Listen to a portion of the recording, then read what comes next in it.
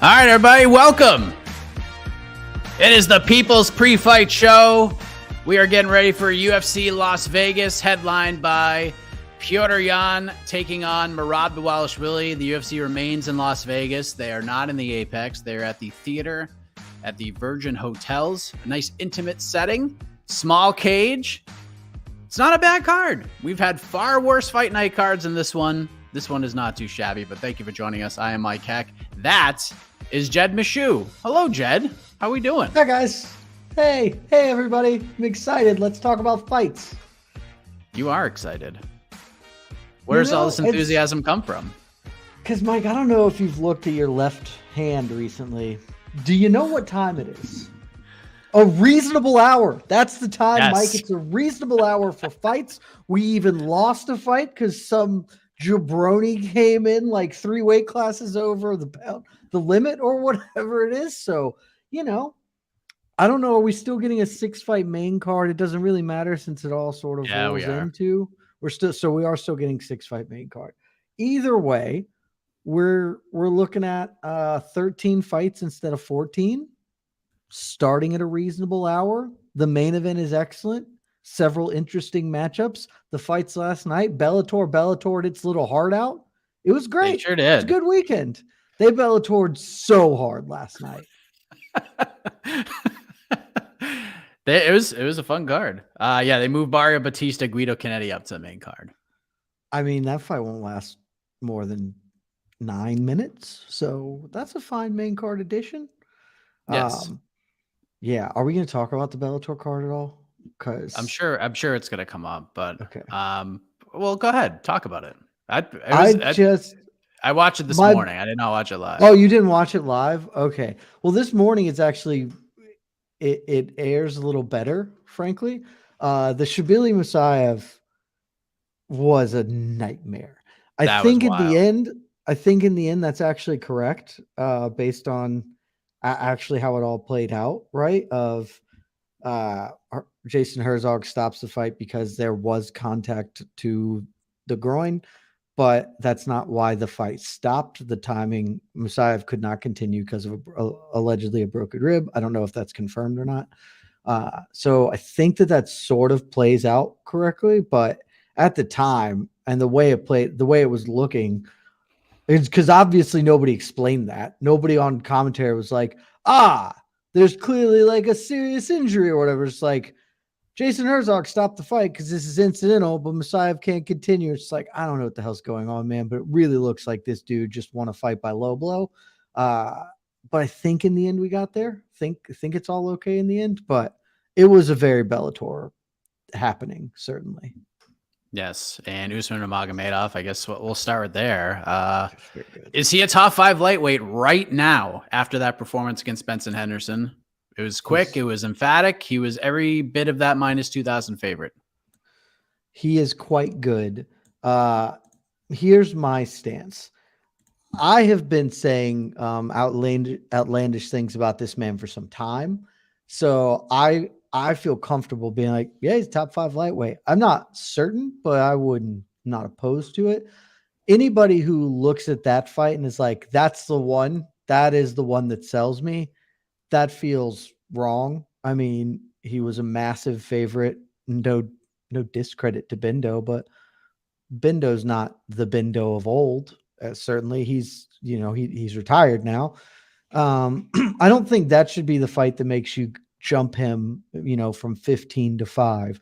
But if you've already been super high on him and are just looking for an excuse, which is where I'm at, then yeah, 100%, because I was ready to 5 him. And then the Patricky fight happened. And while he didn't lose a round of that fight, it wasn't last night's performance, obviously. So, but I think if you're just going on talent and skills, he's top 5 fighter in lightweight division. Yeah, I'm not ready to pull that trigger just yet, but I'm getting there. And I've been close to there for over a year now, but this wasn't the one to put in there. I mean, if he wins this Grand Prix, he is unequivocally a top 5 lightweight. And that's the thing. We said it on several programs this year. Like, He when we were doing our predictions pod or something, one of those pods was like, who do you think has the best chance to move from outside of the top 10 or whatever into the top 5? And we all pretty much agreed that whoever wins the lightweight Grand Prix is going to have that shot. Usman is my pick to win it. And yeah, he beats Bendo here. I don't remember what bracket who he's fighting next, but then he ends with AJ McKee. Like he's unequivocally a top 5 fighter, and he ain't number 4, number 5, you know? Yeah. Great performance. MVP just brutalizing poor Dude, that was Goichi. so mean. Yeah, That that was hurt to very, very watch. mean. Ugh. I didn't see it. Like that was part of why Bellator, right? Like it took like 4 viewings for me to understand what had happened there. They kept showing the replay, and I'm just like, why isn't MVP shin broken? He just kicked on the knee. And then I finally was like, oh, because he just blew out Goiti's knee instead. Jeez. That was freaking nasty. So that was Bellator. It was pretty good. Some controversy and some Bellatoring happening So last hard. night. So let's shift to the UFC. How many finishes on this card? There's a lot of bangers. Ooh. Let me go look at my Tapology predictions. So I've got because I have several decisions certainly early in the card. I've got 1, 2, 3, 4, 5, 6, 7. I have 7 currently predicted for this fight card. I also have 7. And I don't. The thing is, I feel okay about that number too, because kind of looking over them, you could convince me that several of the things that I have as decisions, like it wouldn't shock me if they ended up as finishes. But similarly, you could convince me that some of these finishes could go to the cards as well. So 7 feels like a good middling number. So this question's come up a bit. I talked about it a little bit on Heck of a Morning, but I figured great program. Get your thoughts on it. Do you guys think it's unfair and low for Merab to blame Jan for the war in Ukraine just because he's Russian? Should fighters keep politics out of MMA? So let me clarify. Because I don't know what the comments are here. What did Merab blame Petr Yan for Russia invading Ukraine?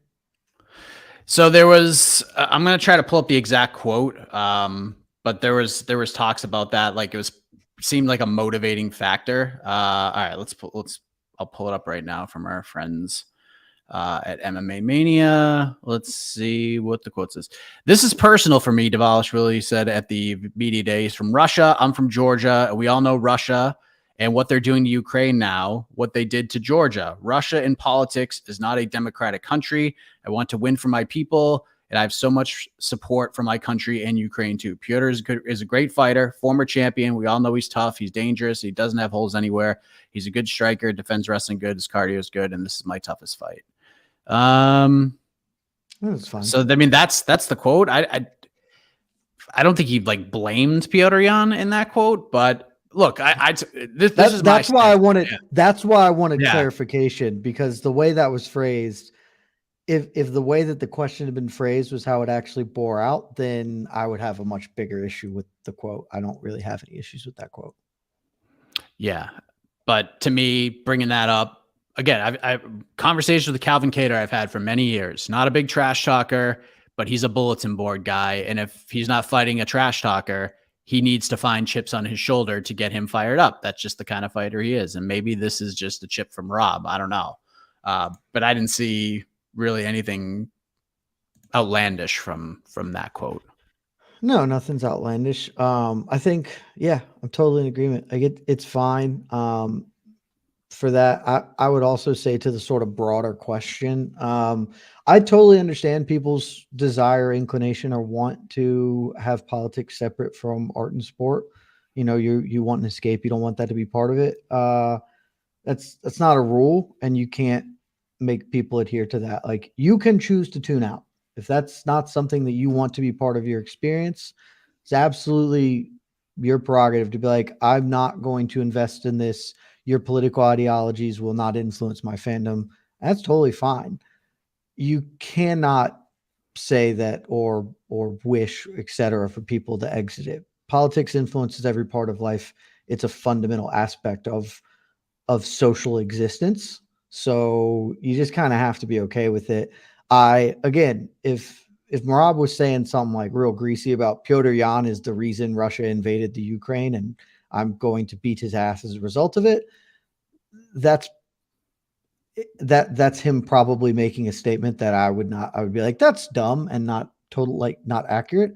But him saying, he's Russian and I don't really like the Russian people because they invaded my country, tough to argue that point, frankly. So that's the thing. So it's fine for him to have that level of motivation, etc. I'm okay with it. Will the small cage impact the main event fighters today? Who does that help more, you think? I think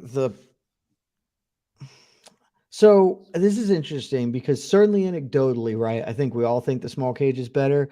I reflexively would assume that the small cage is just better as far as creating action because there's less space to maneuver. I've seen some people out there with some sort of analytics to it, and I don't know the depth or how actual good it is, suggesting that it actually doesn't make a huge difference as far as finish rate, etc. I would, though, again, without a science background here, assume that Alexander Romanov benefits greatly in his co-main event fight by this being a small cage as opposed to Volkov having more room to maneuver and avoid the clinches. For a lot of the rest of them, I'm not sure it matters nearly as much, but I do feel heavyweight is always the one that it at least looks the most like it would be effective, right? Because they're already huge and you're condensing their space. And particularly if you're doing a striker versus grappler and that space is being very condensed, it feels like that's more influential than two flyweights in the same space, Yeah, I'm with you on that one. Here's my question from Mike and Jed. I love how floppity jillion dollars just is getting over. If you two had a floppity jillion dollars, what would be your first 3 steps to fix the state of MMA? I mean, I would buy the UFC and I could fix most of it. Yeah. Right, you'd fix 99% of it if I just ran the UFC. Particularly if I had a floppity jillion dollars, because then I don't even care about running the UFC as a functional business. Like it's just, I have all the money. So what do I care if this is a money loser? I mean, that would be it. If we're just looking in a big picture, like what do I think are the major fundamental flaws? The first is fighter pay. I think fighter pay is the biggest problem in the sport. Not even fully restrict, like pulling out a moral imperative to it, which is part like fundamental to the argument. Morally, it is corrupt for them to not be making at least 50% of the revenue. Even extracting that entirely, if you want this sport to be better, pay people like professionals. That's there. It can get no simpler than that. Like the number of high level athletes who don't go into MMA because why would they? There are other better avenues to make more money long term is astronomical. Like think about the pipelines predominantly into this sport. It's largely from grappling sports, which you don't make a lot of money from, and some kickboxing, which also you really don't make that much money from. If instead you're looking at the best guys or the most athletic kids in your high school who end up going to be D1, football players, NFL players, those guys see a viable avenue to making the same or more money in a sport that is much more individualized, much less reliant on team and your surroundings, and you can, to some extent, carry your own path. Sport's going to get better leaps and bounds. So that's number one. Mike, I don't know what your thoughts on that, or if you have other ones that jump out, but to me, that's the most obvious is pay.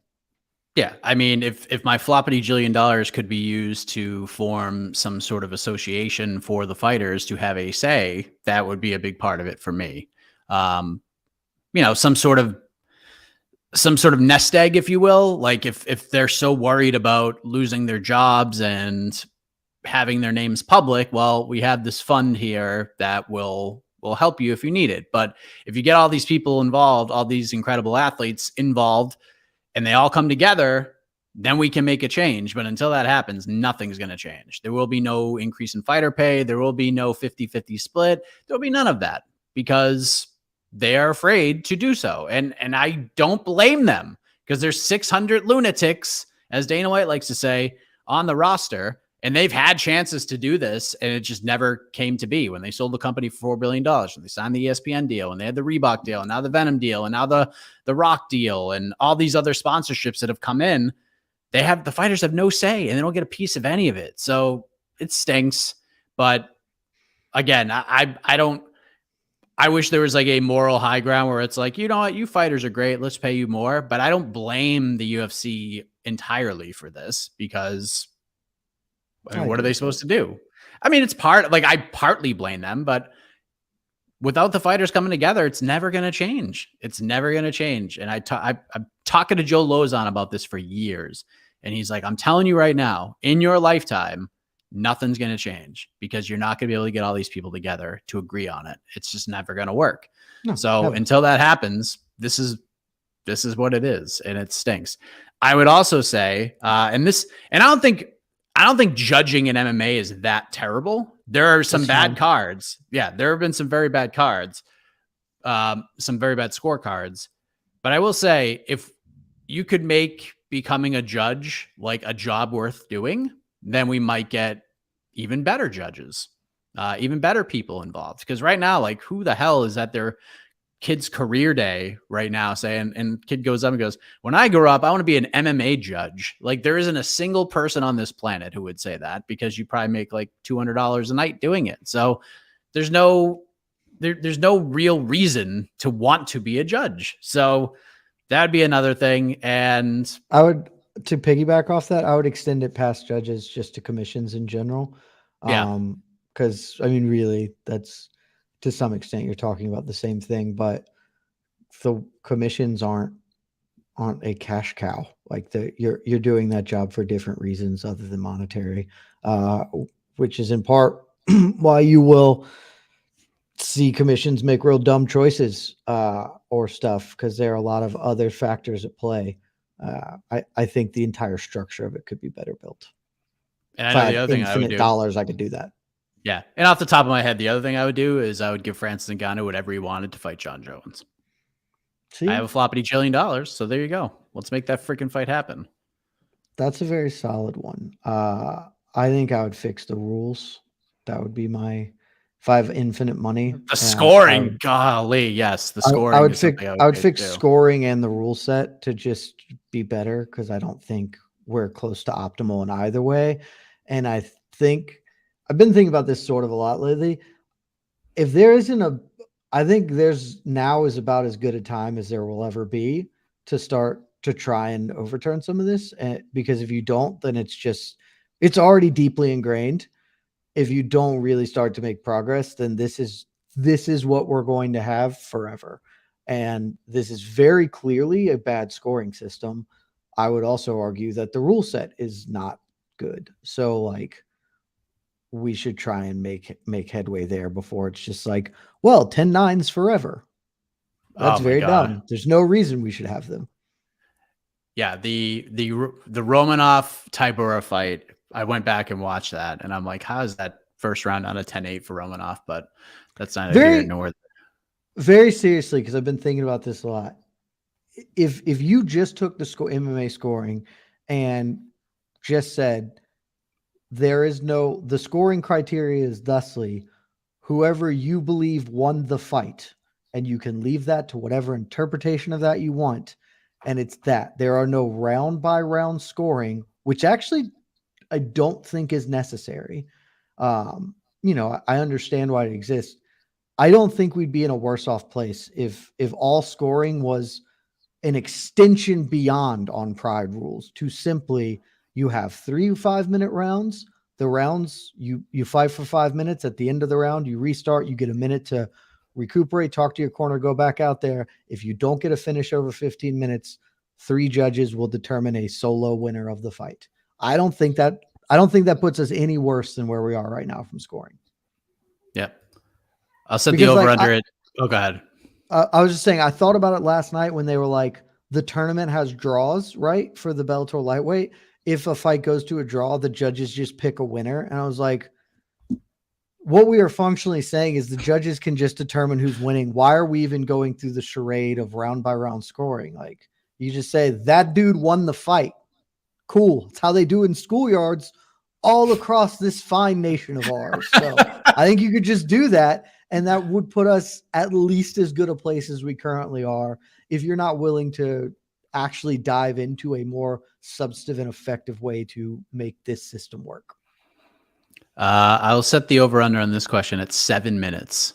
Over under 7 minutes, Span Krylov. Under. Yeah, I'm saying under too. I think it goes in the first. I view it a little differently now, just because Krylov was dealing with a lot of stuff. He was ill. I don't know how bad it was, and Span had to go through like his own emotional roller coaster ride to like get back to this place. But I do kind of feel like Ryan has a lot of momentum right now, so I'm shifting my pick to him to get it done quick. But this fight ain't going to the cards. I'd be stunned if it does. That's the thing, is I'm picking Span, and so that's why I'm picking the under here. I think this fight is two outcomes. I think either, I guess there's a world where Krylov could just put it on him early, but I think either Krylov walks himself into something early, either guillotine, big shot, and goes down soon, or he is tough enough to fight through it and then then comes out in round 2 and starts really putting it on Span and gets a third round stoppage, maybe a UD. So it feels like those are the only two outcomes in play. My dog's going crazy. My wife Love is dog. in center home. Winner of Saeed versus Jonathan Martinez. Will they be ranked after this? No. I don't think so either. Why would they be? I mean, no disrespect, but bantamweight is a very good division. Like the question with rankings is who drops off, right? Like you have to determine who would be the guy who doesn't get it. And for bantamweight, Bellator has a lot of top bantamweights that are currently in our rankings too. So they'll have a case, but I don't think they're going to get it. Yeah, I don't think so either. Especially if, maybe Saeed, but I don't think Jonathan gets ranked. Saeed is the one who would. I don't think Jonathan can. But because Davy Grant beat him not long ago, and if Davy Grant wins, Davy Grant isn't getting ranked, so it's just a problem. Saeed maybe gets a vote or two. I'm looking at my rankings right now. My 15 is Chris Gutierrez, who I still feel okay about leaving there. Feels like there are a lot of potential underdogs who could pull through tonight. At a quick glance, how many betting underdogs do you foresee winning? Let me look off, because I don't remember who off the top of my head are underdogs. So let me. So I'm picking. Odds. I am not confident. So I'm looking at it right now. Tyson Nam, I think is worth a look. Say I'm picking Volkov and I'm picking Span, who are both underdogs. I don't feel great about the Volkov fight, but I'm picking Volkov. I felt a little better after Romanov. What were Jose Young's words on the preview show? Looked like a bag of soup. For Romanov. So I'm picking Volkov. I'm picking Span outright as underdogs. I think Jonathan Martinez is a very live underdog. I'm picking Martinez to win that fight. Not confident, but I am taking a MMA fighting crew pick shot at the silence behind the violence. I would have, but for the fact that I had to do a Nurmagomedov parlay because I love a gimmick. So I'm locked in. Don't feel good about it. Jonathan Martinez is a very good opportunity there. I don't think Guido Canetti is going to win. Mario Batista should not be a -900 favorite against any living soul. So, I don't think he's going to win, but still that number is too big. Petrino Turkalj is the pleasure man. The pleasure man. Come on now. That's aligned evenly, so there's no underdog. Asuncao, I think has a very good shot to beat Davy Grant as well. So I'm at 2 with 3 people who are live. Tony Gravely, Victor Henry. I don't have any read on that fight. I don't know if you do, Mike. On what? On Tony Gravely, Victor Henry. I'm going Victor Henry, but that fight could go either way. Yeah. I think I'm also with you. Tyson Nam is certainly live. So I'm picking 2, and I think there are like 3 or 4 that are pretty live. Yeah, someone back to the floppity $1 jillion. Health insurance is another great thing that we could add to that mix. Yeah, no doubt about it. Favorite prelim fight on this UFC card? Jed, the GOAT of BTL Live. I love that. Thanks, Forrest. What is my favorite prelim? This is not gonna be most people's, I'm sure. I'm gonna say Asuncao David Grant. David Grant is incredibly fun to watch. Asuncao is, outside of Petr Yan, the most, I guess Volkov, because Volkov has the Bellator heavyweight championship too. The third most decorated fighter on this whole card. His resume is littered with incredibly impressive names. I know he's 40. David Grant is no spring chicken either. I think stylistically, there's a lot of opportunity for both men to have success. I'm going to pick that. It's my favorite underdog fight, or favorite prelim fight. There's a few. Tyson and Bruno Silva's got to be the one. Like those two. It's going to be fun. That's going to be fun. Certainly be fun. That's going to be fun. That is going to be a lot of fun. I'd be stunned if I think flyweight under is extremely live in that one. It's 1.5, I'm assuming, or is it 2.5? If it's 2.5, it was originally 2.5. My book now has it down to 1.5, but it opened on DraftKings. Let's see what DraftKings currently has Tyson and Bruno Silva at. They still have it at under 2.5. They have it at minus 105 for Nam Silva under 2.5. I'm torn whether or not I should almost even money. Well, I might as well get your take on this because I had my thing about this during the preview show yesterday, and I wasn't even like really attacking Dana. This is more about Power Slap and why I don't give a shit, and just kind of proving some of Dana's theories wrong about the media when it comes to Power Slap, because all the things he says are wrong when it comes to it. And I just had things to say, and I got a little red face. So I'm not going to lie, but you did, you got a little about it. I was ready for that. I thought I would have to unload that sooner, but nobody gives a shit about Power Slap. So no one asked about it. So here we go. But Dana is back with the vendetta against the MMA media because of Power Slap. More than anything. Is this just Dana's frustration with the new slap league failing? Now, I will say this. I don't think it's failing. I think the decision to go on television was really terrible. Like, that was just a terrible choice, because this is a social media play, 100%. Them going on Rumble for the next 2 seasons is brilliant. That's what they should be doing. And the other issue I have with it is just, you can't avoid it.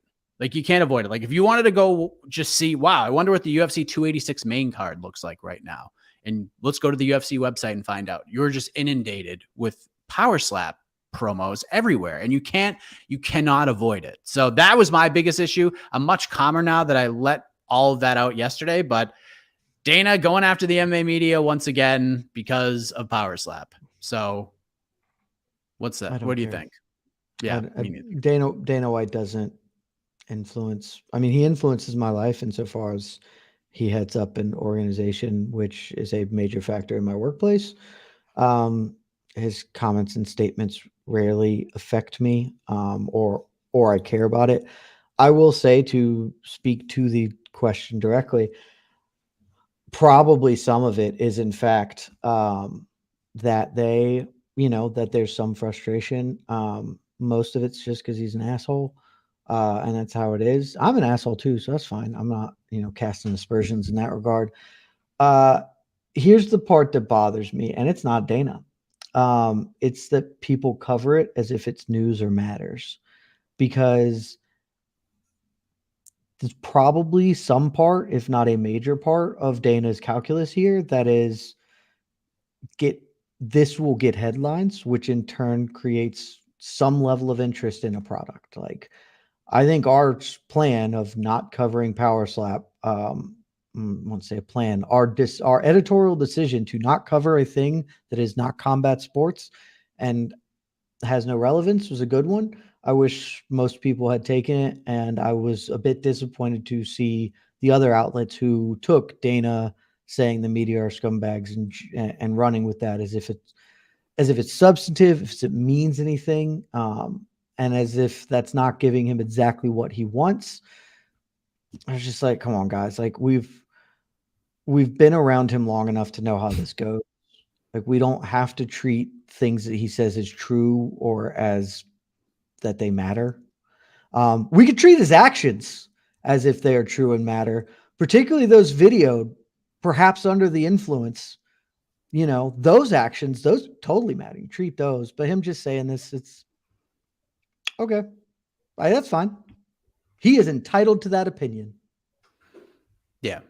And look who he's doing it with. So he's doing it with McAfee, and he should. Like he should do that. If he wants to throw a vendetta out, you go on fucking Pat McAfee's show and do it, because he's got 1 million people watching. He's massive. So there you go. There's arguments about whether or not I'm in good shape or not. I'm actually in pretty damn good shape right now. I don't have 6-pack abs, but I can do some things.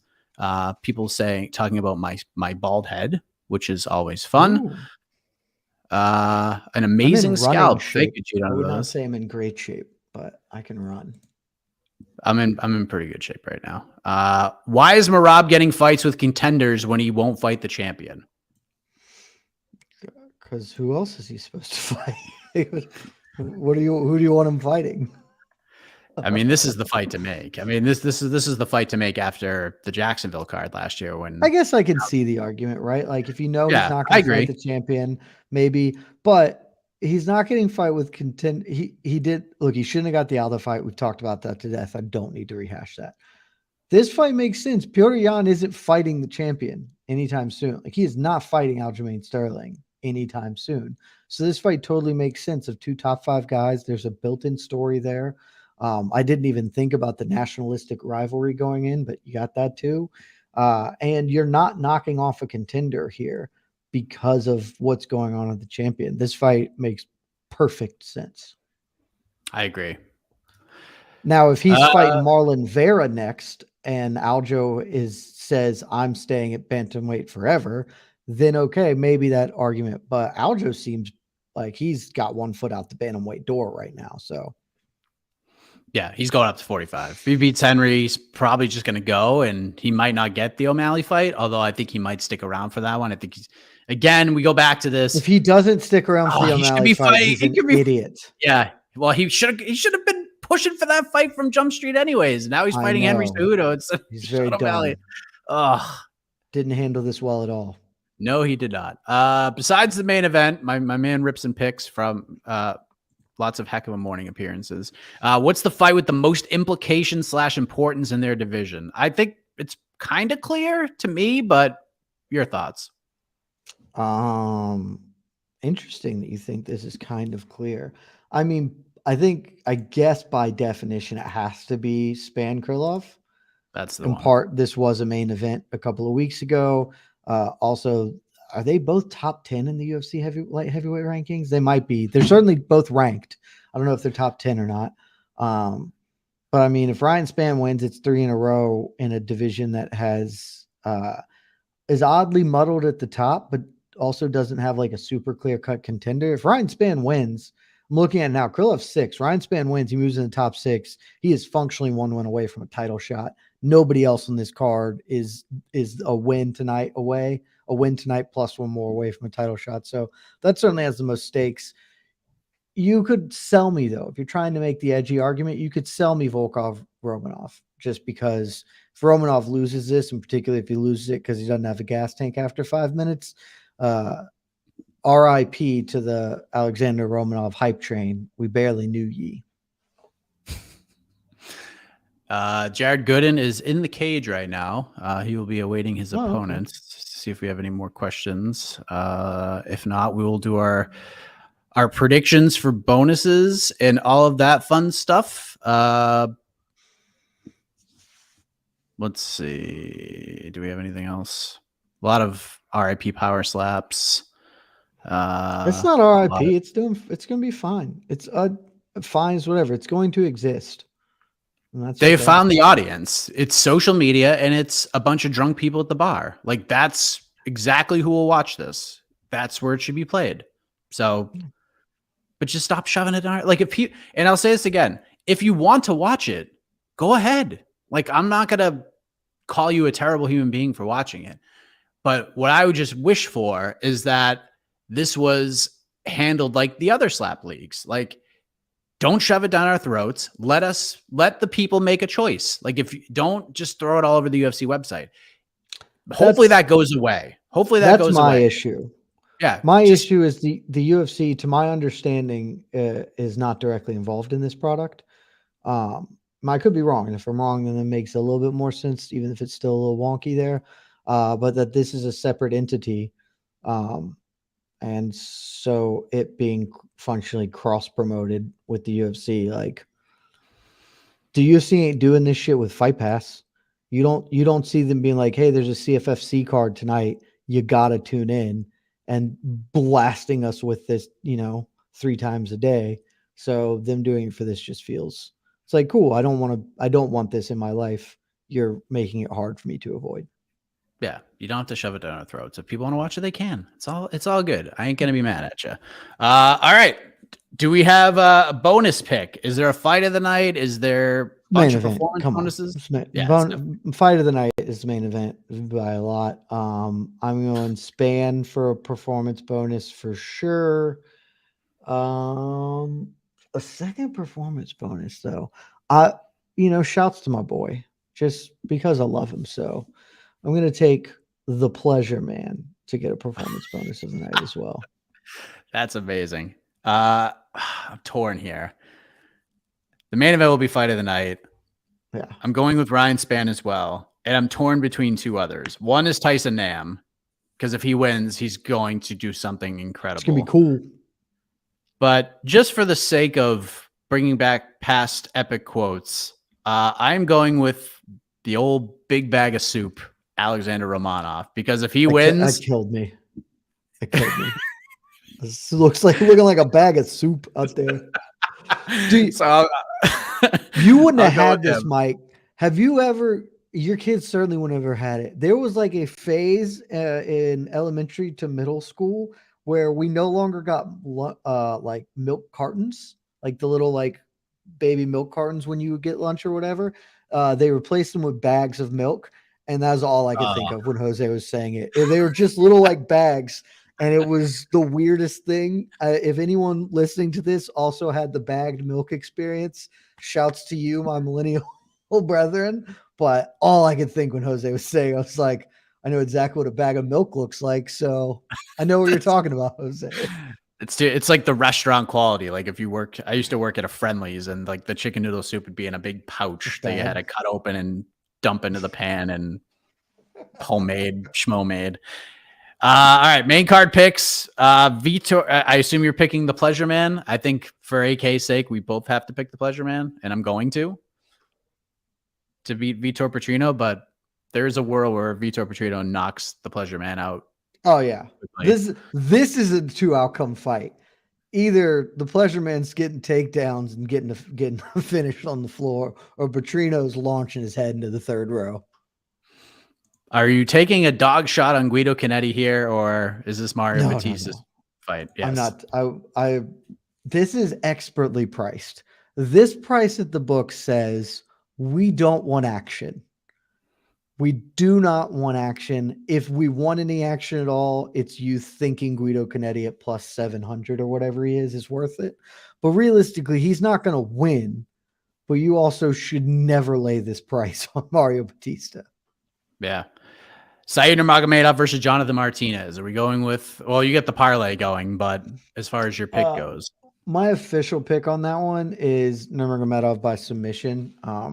He seems to be very good at finding finishes very quickly, particularly with, that ninja choke last time out was sick. So I kind of think that Martinez might just kick his leg off, but it's hard to bet against a guy who has shown such a quick switch ability to get a fight done. I'm going with the silence behind the violence to get it done. This is going to be a close fight. I like the pick. I think it's going to the cards. I'm not confident, but he's on a roll, and we'll see if he can keep it going. I'm going Ryan Spann with the 1st round finish. I went with 1st round knockout. because he's actually taking it seriously, Jed. I love it. I'm going submission. I'm going for that Gilly, that sweet, sweet Gilly. Yes. Speaking of submissions, I'm going with the bag of soup, Alexander Romanov. I assume you're going the other way, and I don't blame you for this. I am going Volkov by decision. If the big bag of soup doesn't get a finish in the first 5 minutes, and Volkov has tended to be pretty good defensively in that regard. So I'm going to stick with the more veteran, experienced fighter than Romanov. So far, Jared Gooden and Carlson Harris just kind of feeling it out. I'm going Petr Yan by decision. I could see a world where Petr Yan finishes this fight late, but I'm going with Yan by decision. Full agree. Merab is defensively horrendous on the feet, and Petr Yan gets rolling. Maybe he can get something rocking in the final 10 minutes. But the simplest answer is that neither of these men have ever been finished, but for what I'm going to call a questionable tech sub. The Merab sub, I'm not certain he was out when that clock hit the final bell, and they still tech subbed him. So I operate under the assumption that neither of these men have ever been finished in 15 minutes. All right. Well, that's it. We are done. We're about 3 minutes into the first fight. Carlson Harris landed a nice right hand.